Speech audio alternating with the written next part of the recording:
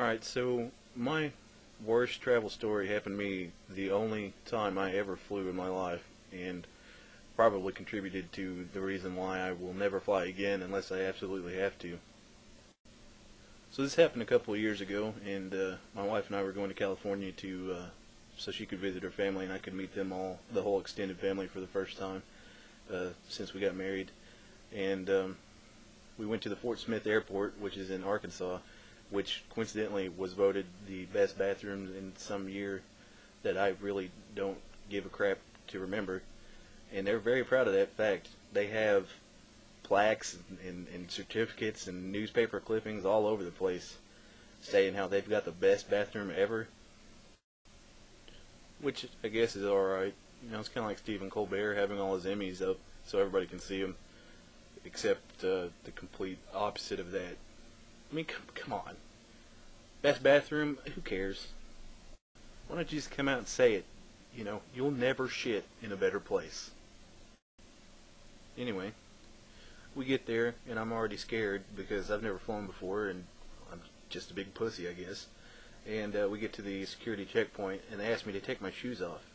And, you know, in the back of my head, I thought, well, I knew this was going to happen, but apparently I didn't think about it when I was dressing that morning, because I had giant steel-toed, laced-up boots on, which, you know, if you've ever had those, they take god-awful amount of time to put on and take off. So I had people pissing and moaning and all that.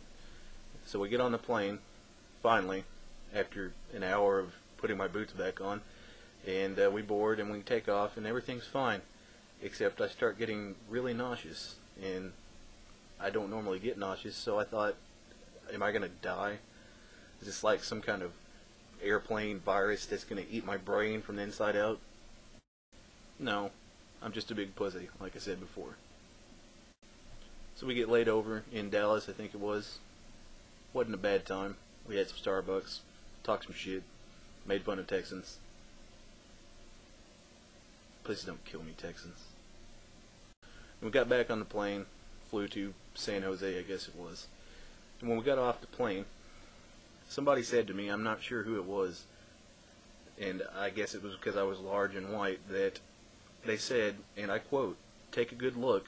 This is the last white you're going to see for a while." And I was thinking to myself, holy shit, what have I stepped into? Is this some kind of Twilight Zone freaking, you know, alternate universe where white people are the minority? No, it's just California. And on a side note, my wife is Hispanic, which makes this doubly funny. Just don't tell her I said anything. So anyway, we stay there for a week. Everything's good. I like her family. We all have fun. And then we board, go back to the airport and board and get back on the plane to come back home. And, you know, I was prepared this time. I had worn tennis shoes and all that, knew what was going on. And I got a window seat, which in coach, being 6'3", not a good idea. And my wife was sitting next to me, and across from my wife was this dude. And I didn't really want to talk to him, you know. I just wanted to kind of kick back, sleep for a little while, get the flight over with, and just go home. But he had other plans, and any of you who have flown, you know how well that works out when you try to ignore them. It doesn't. So this guy proceeds to tell me his life story, and he decides to tell me that he had gastric bypass surgery. And I look at him and I'm thinking, are you making fun of me? I mean, is this some kind of subtle reminder that I'm rather large? But no, he keeps on and on about it and telling me how it changed his life, and he's just felt the best he's ever felt before. And the whole time he's talking about this, I'm looking at this flap of I guess it's skin in excess, whatever the hell goes there, on his neck.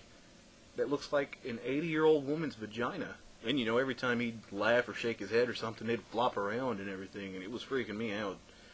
You know, I'd never seen anything like that before in my life, and I use the internet.